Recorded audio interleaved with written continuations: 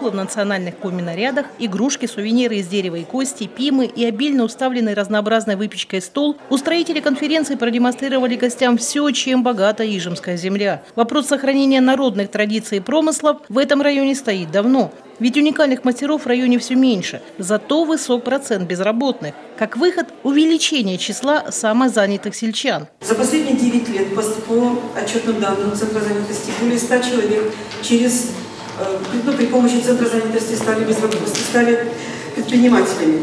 Из них более 93% это те, которые занимаются, сами развивают производство. Деревообработчики, фермеры, мастера по пошиву меховых изделий, мастера по ремонту автомобилей, мастера по изготовлению сувениров, парикмахеры и многие другие. Ольга Чагадаева – автор разнообразной выпечки, которую по достоинству оценили участники конференции. Индивидуальным предпринимателем стала 4 года назад. С субсидией на развитие бизнеса помог районный центр занятости. Обратилась в центр занятости. Они сказали, что можно взять 58 800. Потом я написала бизнес-план.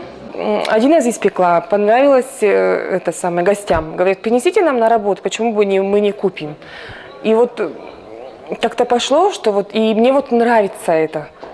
Понравилось, и хочу бы что-нибудь дальше это развивать. Сейчас Ольга вполне обеспечивает себя и 3 детей, печет пока дома, но в планах обзавестись своей мини-пекарней. Тем более, что от государства и в этом можно получить помощь. КВХ, крестьянское, фермерское хозяйство. Если вы зарегистрировали КФК, то можете рассчитывать на господдержку до 3 миллионов. От вас требуется всего 10% своих средств. Однако многие сельчане хоть и обладают разнообразными умениями, но становиться индивидуальными предпринимателями не спешат. Кто-то носочки свяжет, продаст, кто-то варежки свяжет, продаст, кто-то пиму сошьет на продажу. Или карусы возьмет, за только сошьет, выделывает, сошьет и подошьет. Опять же такие денежки. В адресат потом налоговую сообщить. Я хочу сказать, конечно, если 2 пары за год женщина сошьет пиму, что какие налоги она может платить, например, или как она может себе индивидуально предпринимательно зарегистрировать. Обеспечить реализацию товаров национальных промыслов, а также дать толчок обучению народным ремеслам как детей, так и взрослых, поможет принятие муниципальной программы сохранения коми-языка и традиций в Ижемском районе. Делегаты конференции проголосовали за ее принятие. Однако вокруг вопроса о коми-языке разгорелись нешуточные споры. Делегатов волновала возможность ограничения преподавания коми-языка в школах и качество учебников по родному языку. Все сомнения развеял представитель Министерства образования коми.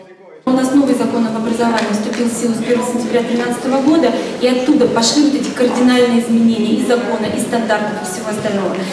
И учебники мы сейчас приводим в соответствие с стандартами. И мы стараемся, большой авторский коллектив работает, сейчас у нас новый план графика, мы планируем активно провести ряд мероприятий, разработать электронные учебники и войти в федеральный перечень учебников. Обсудили делегаты и более насущные проблемы – ремонт дорог, строительство детсадов и школ, ремонт больницы ФАПов, приобретение наплавного моста через Ижму.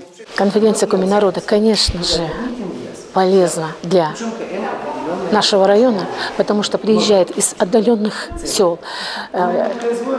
Наши люди, они хотят увидеть гостей, высоких гостей, министров, заместителей министров, хотят вживую услышать ответы на их насущные вопросы. Часть вопросов удалось решить на конференции. Еще часть в рамках личных приемов и руководителя дорожного департамента коми, и депутатов Госсовета. Такая форма конструктивного диалога между исполнительной властью и общественностью все чаще приносит свои созидательные плоды. Наталья Литкевич, телеканал Юрган, Ижемский район.